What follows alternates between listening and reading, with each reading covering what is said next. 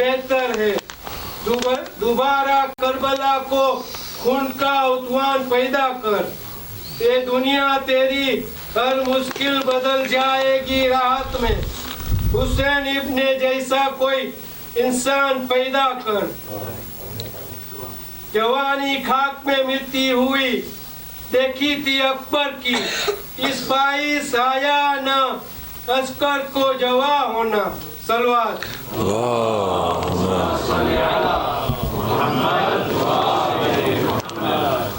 रहमल्लाह मन क़रा अल-फ़ातिहा।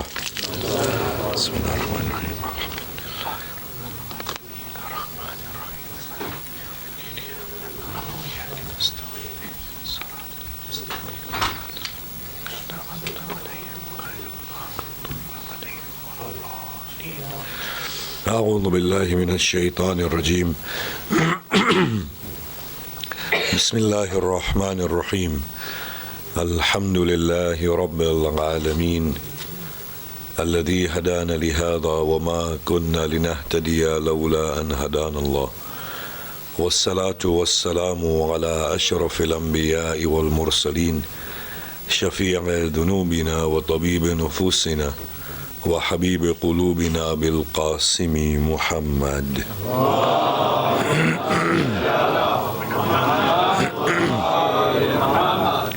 وآله الطيبين الطاهرين المعصومين المظلومين المنتجبين، ولعنة الله الدائمة على أعدائهم أجمعين. بسم الله الرحمن الرحيم. رب اشرح لي صدري ويسر لي أمري واحلل عقدة من لساني يفقه قولي.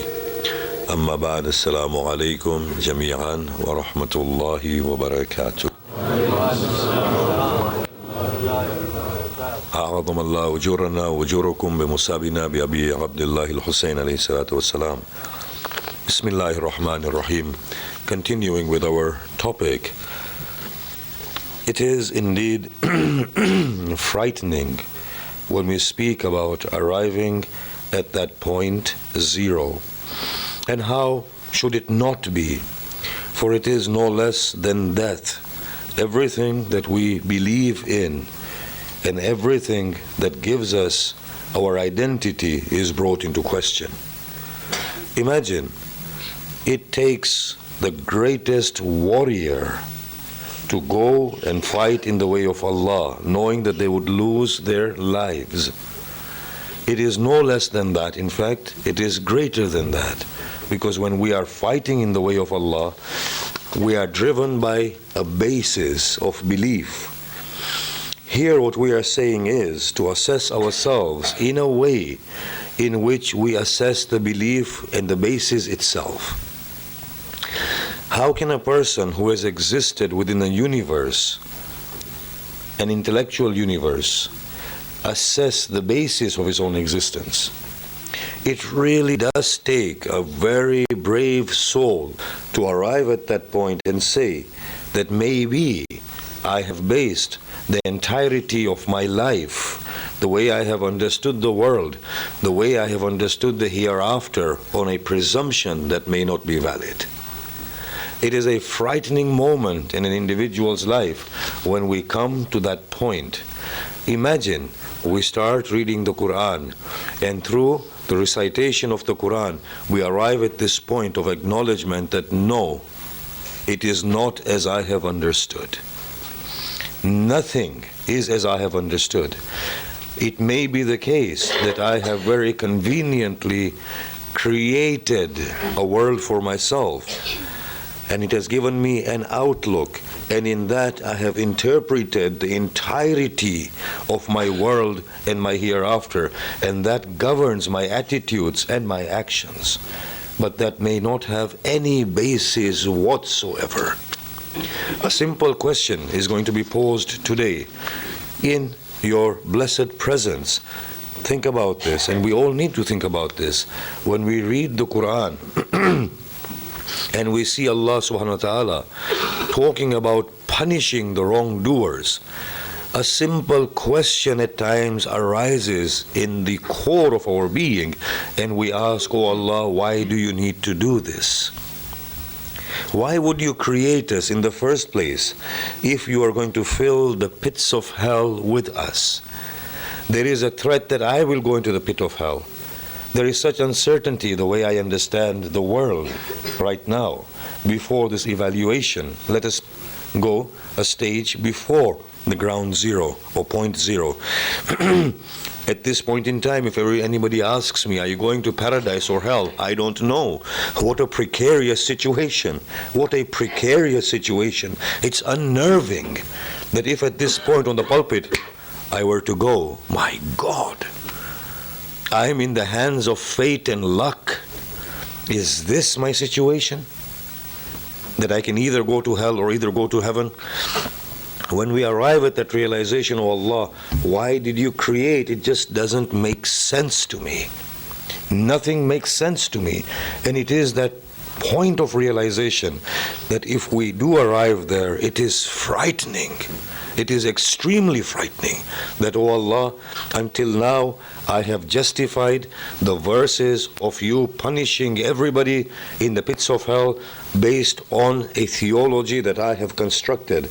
But in all honesty, the basis of theology is you yourself, and it doesn't make sense at all to me. It is a very, very frightening point that we arrive at ground or point zero and we say, no, the universe needs to be recreated once again, but on thorough understanding. Does this notion of Allah in itself make sense? Does right and wrong make sense? Does good and evil make sense? Does heaven and hell make sense? Does it make sense that I lead a life, a full life of 45 years, and I come at a point where I still don't know where I'm headed, and everything is in the hands of fate? If I'm lucky enough, I'll go to paradise. If I'm unlucky, I'll go to the pits of hell. If a small fly has consumed the ink of my pen, I may just become lucky and Allah may just put me in the folds of paradise. Otherwise, when the scales are placed in front of me and my evil deeds outweigh my good deeds, I go to the pits of hell. Does any of this make sense? Is this something that gives me comfort in my life? It isn't. This situation in which I find myself, in the universe that Islam has erected for me, the conventional Islam, does not seem to be real at all, and no individual would want to be in such a world or a universe. So therefore we say, it takes a true warrior to come to that point of realization. However, there is no escape. There is no escape. That is the only reality. We have a unique opportunity on the face of this earth, in this existence of ours, in which to realize the truth and understand the truth and come to terms with it.